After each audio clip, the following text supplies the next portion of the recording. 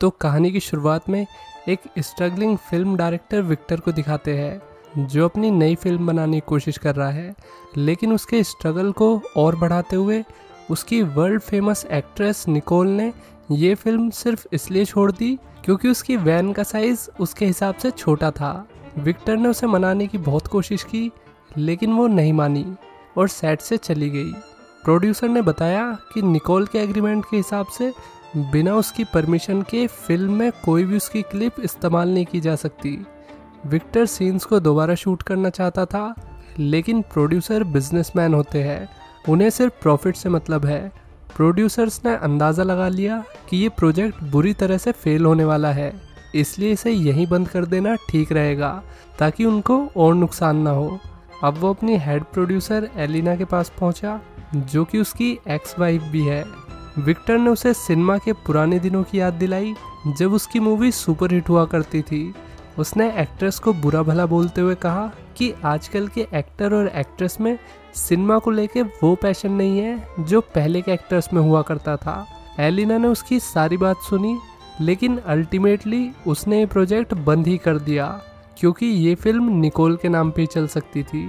अब वो फिल्म में नहीं है तो फिल्म को बनाना घाटे का सौदा हो सकता है। रात में विक्टर बहुत परेशान था और वो यहाँ से जाने लग रहा था।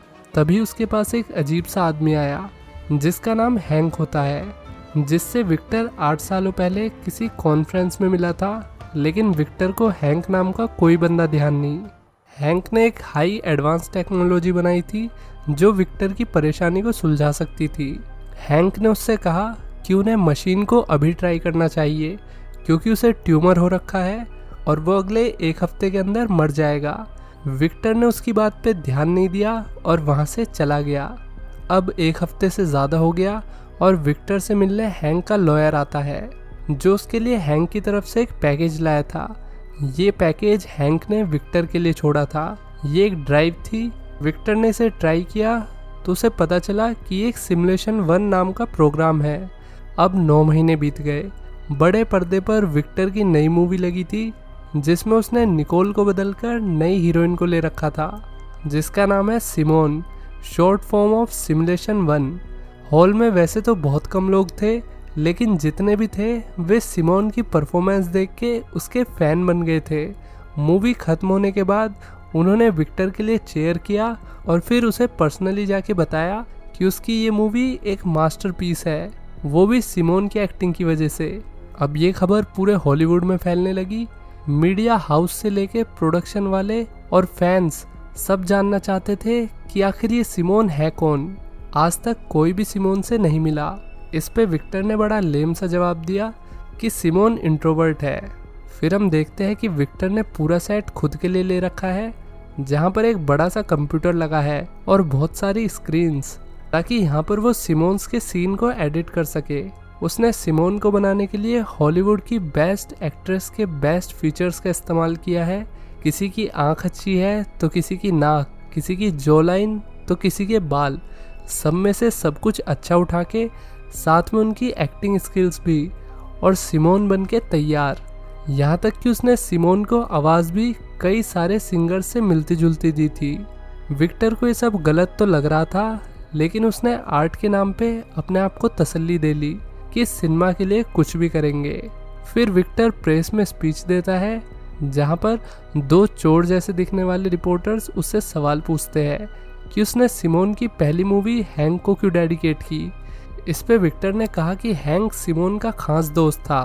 फिर विक्टर ऐसा दिखावा करता है जैसे कि वो सिमोन से बात कर रहा हो। रिपोर्टर्स उसका फ़ोन टैप कर रहे थे सिर्फ सिमोन की आवाज़ सुनने के लिए, लेकिन सामने से कोई आवाज़ नहीं आ रही। मतलब विक्टर अपने आप से ही बात कर रहा है। अब विक्टर की ज़िंदगी बदल गई थी। अब वो अपनी बेटी लेना के साथ ज़्यादा वक्त बिता रहा था। इस वक्त पेपराजी भी उसके पीछे पड़े हुए थे और उसकी बीवी भी अब उससे इज्जत से बात कर रही थी। विक्टर के लिए सब कुछ सही हो रहा था, वो भी सालों बाद। उसने एलिना के साथ अपनी अगली मूवी के बारे में बात की। एलिना ने उससे पूछा कि सिमोन को मेकअप आर्टिस्ट, फिटनेस ट्रेनर और स्टंट करने के लिए कोई डुप्लीकेट क्यों नहीं चाहिए। विक्टर ने जवाब दिया कि सिमोन ये सब काम खुद कर सकती है। फिर वो नई मूवी की कास्ट से मिलता है उसने कास्ट को बताया कि सिमोन उनके साथ शूट नहीं करेगी, बल्कि उसके सीन्स अलग से शूट होंगे। कास्ट इसके लिए मान गई, क्योंकि वे तो इसी बात से खुश थे कि वे सिमोन की मूवी में काम करने वाले हैं। तभी विक्टर ने सिमोन को कॉल किया और जब तक पहले से रिकॉर्ड हुआ मैसेज चला तब तक विक्टर हेडक्वार्टर में पहुंच गया, जहां से वो सिमोन बन के बात कर रहा था। अब मूवी शूट की गई और विक्टर ने एडिटिंग के दौरान सिमोन को फिल्म में ऐड कर दिया। उसका सिमोन पे इतना कंट्रोल था कि वो ये भी कंट्रोल कर सकता था कि उसकी आंख से कितने आंसू गिरने चाहिए। इसके बाद उसने होटल में एक रूम बुक किया एनोमिनस के नाम से। जब मैनेजर ने नाम को मिरर पे देखा तो वो सिमोन था। उसने तुरंत मीडिया वालों को फ़ोन कर दिया। अब विक्टर बहुत खुश था। उसने कमरे को ऐसे तैयार किया जैसे कि वहाँ कोई महिला रुकी हो। फिर वो गेट से एक लड़की को लेके निकलता है जिसके मुंह पे कपड़ा ढका हुआ था। मीडिया वाले सब उसे सिमोन समझ के उसकी फ़ोटो खींच रहे थे। असल में सिमोन नहीं बल्कि एक सस्ती एक्ट्रेस फेथ है, जो डायरेक्टर का फ़ायदा उठाना चाह रही थी और डायरेक्टर भी इसका फ़ायदा उठाना चाह रहा था। लेकिन उसे समझ आ गया कि ये लड़की भी सिमोन को लेके काफ़ी ऑब्सेस है, इसलिए वो उससे दूर हो गया। दूसरी तरफ होटल में वे दोनों चोर जैसे दिखने वाले रिपोर्टर पहुंचे जो सिमोन का रूम देखना चाह रहे थे। ये हरकतों से रिपोर्टर कम साइको ज़्यादा लग रहे हैं। अब विक्टर की नई फिल्म एक बड़ी हिट साबित हुई, खासकर सिमोन की परफॉर्मेंस। सक्सेस पार्टी के दौरान सब लोग जानना चाहते थे कि सिमोन यहाँ पर आ रही है या नहीं। विक्टर उन्हें अपनी बातों से गोल गोल घुमाने की कोशिश कर रहा था। फिर एक लड़की को गलती से सिमोन समझ के सब लोग उस पर कूद पड़े। इधर रिपोर्टर्स जो इको मैगजीन के लिए काम करते हैं, उन्हें होटल रूम में सिमोन के कोई प्रिंट नहीं मिले। अब प्रोड्यूसर्स चाहते थे कि सिमोन उनकी मूवी का प्रमोशन करे, इसलिए वे विक्टर के प्राइवेट साइट पर पहुंच गए जहां कंप्यूटर ही कंप्यूटर थे। विक्टर ने समझाया कि सिमोन कंप्यूटर एडिक्ट है, साथ ही उसे लोगों से मिलने का भी फोबिया है। प्रोड्यूसर्स उसकी बात को नहीं समझे और फिर विक्टर ने कहा कि वो उनके लिए एक ऑनलाइन इंटरव्यू करेगी। फिर विक्टर ऑनलाइन इंटरव्यू के लिए बैकग्राउंड सेलेक्ट करता है, एक डेजर्ट जहाँ से सिमोन ने इंटरव्यू दिया। वो वही बोल रही थी जो विक्टर बोल रहा था। तभी वीडियो में ग्लिच आने लगा और लोगों के नोटिस करने से पहले ही उसने इंटरव्यू को बंद कर दिया। साइको रिपोर्टर ने वो इंटरव्यू वाली जगह पहचान ली और उसने वहाँ जाके देखा तो वहाँ पे एक बिल्डिंग होनी चाहिए थी, जबकि इंटरव्यू में कोई बिल्डिंग नहीं थी। फिर वे विक्टर के पास गए और उसे बताया कि उसने काफ़ी पुरानी स्टॉक फुटेज को इस्तेमाल किया है। उन्हें लग रहा था कि विक्टर ने सिमोन को कहीं कैद कर रखा है। उन सबको साबित करने के लिए विक्टर ने सिमोन का एक कॉन्सर्ट रखवाया जिसमें हज़ारों लोग आए हुए थे। उसने होलोग्राम की मदद से सिमोन को परफॉर्म कराया और रिपोर्टर भी अब कन्विंस हो गए कि सिमोन सच में है। फिर एलिना ने विक्टर के होठों पर लिपस्टिक देखी तो उसे लगा कि उसका और सिमोन का चक्कर चल रहा है, जबकि वो लिपस्टिक विक्टर ने फैंस के फोटोज़ पे किस करने के लिए लगाई थी। एलिना हर वक्त विक्टर की ही बात करती रहती थी, जिससे उसके और उसके बॉयफ्रेंड के बीच बहस हो गई और उनका ब्रेकअप हो गया। लेना ये देखकर बहुत खुश थी। उसने ये खुशखबरी अपने पापा को सुनाई और उन्हें वापस ममा से बात करने के लिए मनाने की कोशिश की। इसके बाद विक्टर ने एक बेहद रिस्की कॉल की और सिमोन की आवाज़ में एलिना को कन्विंस किया कि उसके और विक्टर के बीच कुछ नहीं चल रहा, और उसने ऑस्कर्स अवार्ड में एलिना को विक्टर के साथ जाने के लिए कहा। एलिना तुरंत उसकी बात मान गई। इस बार सिमोन को कई ऑस्कर मिले। थैंक यू बोलने के लिए उसकी वीडियो पहले से रिकॉर्ड की गई थी। उसने सबको थैंक यू बोला सिवाय विक्टर के, जो कि सभी के लिए काफ़ी अजीब बात थी। वापस अपने प्राइवेट साइट पर आकर विक्टर ने खुद को कोसा कि वो अपना नाम कैसे भूल गया। उसे लग रहा था कि वो सिमोन के चक्कर में खुद को भूल रहा है। फिर उसने सिमोन के साथ डिनर पे जाने का नाटक किया तो एलिना चुपके से उसके अपार्टमेंट में आ गई। यहाँ इन दोनों के बीच गिले शिकवे खत्म होने लगे। तभी एलिना को याद आया कि उसे सिमोन के बॉयफ्रेंड के साथ ये सब नहीं करना चाहिए। तब फाइनली विक्टर ने उसे सब सच बता दिया, लेकिन एलिना को उसकी बात पे बिल्कुल यकीन नहीं हुआ। उसकी इस बात पे कि मैंने सिमोन को बनाया है, एलिना ने कहा कि तुमने सिमोन को नहीं बल्कि सिमोन ने तुम्हें बनाया है।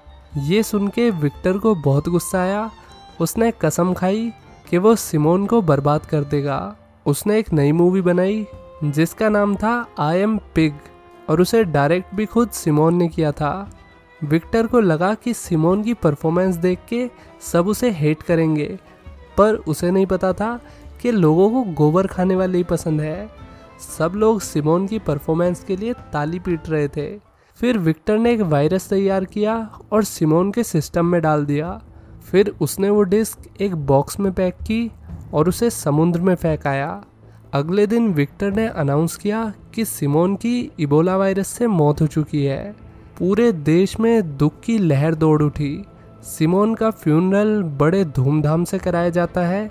उसी वक्त वहाँ पर पुलिस आ गई और उन्होंने ताबूत को खोल कर देखा, लेकिन ताबूत में सिर्फ सिमोन का कटआउट था। इसलिए विक्टर को सिमोन के मर्डर के चार्ज में अरेस्ट कर लिया गया। उसने पुलिस को समझाने की कोशिश की कि सिमोन असली नहीं थी, वो बस एक कंप्यूटर प्रोग्राम थी। लेकिन पुलिस उसकी बात पे कैसे यकीन करती जब उनके आसपास सिमोन की इतनी सारी मैगजीन रखी हुई थी। उन्होंने विक्टर को वो फुटेज भी दिखाई जिसमें वो एक बड़ा बॉक्स समुद्र में फेंक रहा था। पुलिस के हिसाब से इस बॉक्स में सिमोन की लाश थी जिसे विक्टर ने समुद्र में फेंक के ठिकाने लगा दिया। उन्होंने उस बॉक्स को पानी में से निकाल लिया। उसका ताला खुला हुआ था और बॉक्स खाली था। आसपास शार्क भी घूम रही थी। पुलिस के हिसाब से सिमोन की लाश को शार्क खा गई होगी। एलिना को भी अब लगने लगा कि विक्टर ने सिमोन का मर्डर कर दिया है, लेकिन लाइना को अपने पापा पर पूरा भरोसा था कि वो ऐसा कभी नहीं कर सकते। इसलिए वो उनके प्राइवेट साइट पर जाती है और वायरस का इस्तेमाल करते हुए सिमोन का कोड वापस से लिखती है।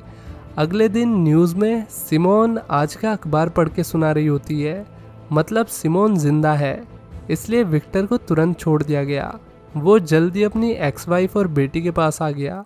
उसकी बेटी ने कहा कि उसे उनके आर्टिफिशियल एक्टर से कोई प्रॉब्लम नहीं है, बस उसे झूठ से प्रॉब्लम है, जो विक्टर ने अपनी बेटी से बोला। इसके लिए विक्टर ने उससे माफ़ी मांगी।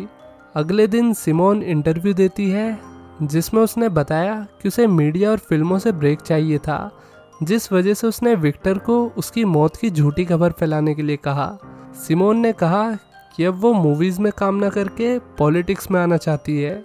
फिर सिमोन अपने बच्चे के साथ बैठी हुई थी और ये बच्चा कहानी के हिसाब से विक्टर का है, लेकिन असल में विक्टर एक ग्रीन स्क्रीन वाले रूम में बैठा हुआ था।